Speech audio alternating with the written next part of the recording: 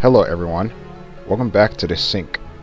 Today I will fix some of my programming, fight some bugs, and do some more exploration. I also plan to sacrifice a robot to unlock the virus upgrade. That's probably the last thing anyone would say. In short, a lot will be done. Where to begin? If you watched the last episode, you'll know that my programming is not perfect. What I want is for these robots to fight and gather resources. As for the farmer program, I want the robots to farm any resources, the closest one possible. Seriously, I'm not going to think about this all day. What I need is silicon sand. Most of that is located in the mountains with all those wretched bugs. For now, they'll get some from the plains. Playing it safe may be a good idea. Fortunately, the enemies on the ground are weak.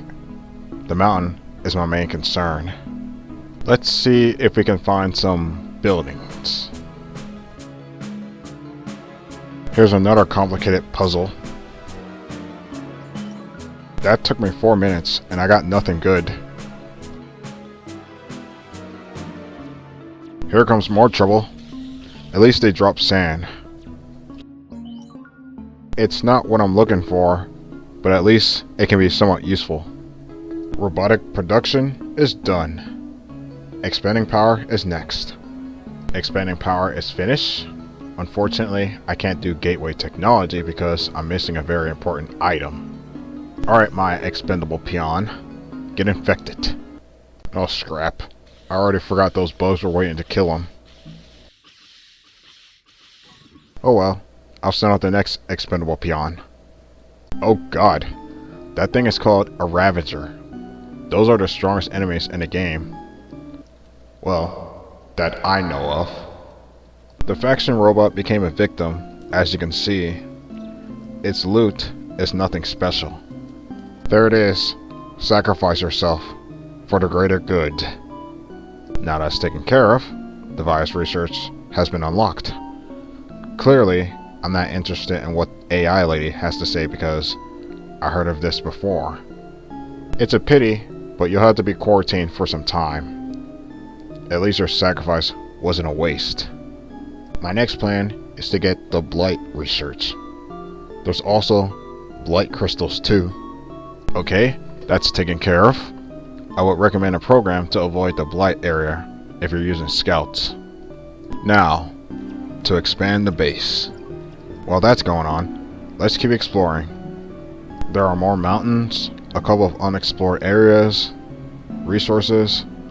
Nothing special, but nothing bad. Oh, this must be where the faction robots are. I'm not sure how I can make them friendly, but making them enemies is not recommended. My technology isn't the best. They do have a re-simulator. Should that be a concern? If it is, I may need to take some measures. There is another base. Now there are more AI signals. I just found an AI core. I think it automates your entire base with a press of a button. The only chance that I can attain it is by destroying the base. Then the faction will be my enemy. A large army should be enough to deal with them. This is so convenient. But still no cube. Preparation to expand the base is a go. The excavation station can have it too. I'm also thinking about engineering a solution for better efficiency. There's the Blight crystals.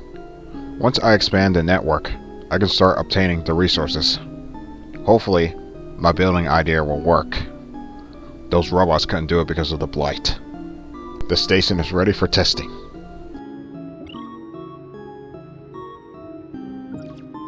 Interesting. That works. I'll let that do its job and get back to work. I should start eradicating those bugs. It's one of the only ways to obtain an unlimited amount of sand. I went to the wrong entrance. This is the right entrance. Fortunately, they should be able to handle this. Let's destroy their homes so they won't reproduce. That enemy is a little stronger, but I'm not too concerned. This amount of sand will help, but it won't last long. Even though the program does attack enemies, it doesn't attack bots or these plants. Those plants are considered an alien building. I don't know why. Consider this evidence to prove my point. The reason why I decided to skip ahead is because I wanted to tinker with this program. If I can perfect it, that will be a step closer to automating this robot. The attacker program is made mainly for combat, but it also picks up scatter/dropped items shown in this demonstration. Perhaps picking up all items is a more simplified program. This may end in a few casualties.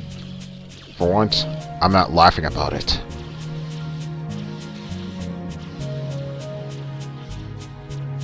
That's not looking good, but I had worse. I'll do a strategic retreat for now. We can easily rebuild our army. Once I get that taken care of, we'll take them on. I went off camera for an hour, and here is one of my solutions. While one building farms raw metal, the other one will refine the metal. This area will farm crystals, but sort them in a storage building. Overall, this will increase efficiency, but will use more electricity. So this either is a double-edged sword. Why am I so high maintenance when it comes to these games? I'm building a roadway to those blight crystals. Unfortunately, you need gateway technology to make that bug item. I won't say it because I may accidentally say a bad word. To make matters worse, the power demand is getting too high. For now, I'll build some batteries to delay the inevitable. I could also expand to the mountains and build some wind turbines. The road to the blight crystals is complete. It's just a matter of solving puzzles and finding those cubes. The electricity is much better now, but it's only a matter of time. The reserves are doing much better too. Of course, sand is not abundant. For now, I'll just end the episode because I've been only farming and building. Next time, I will get more sand and fight those bugs again. Until then, I'll see you later.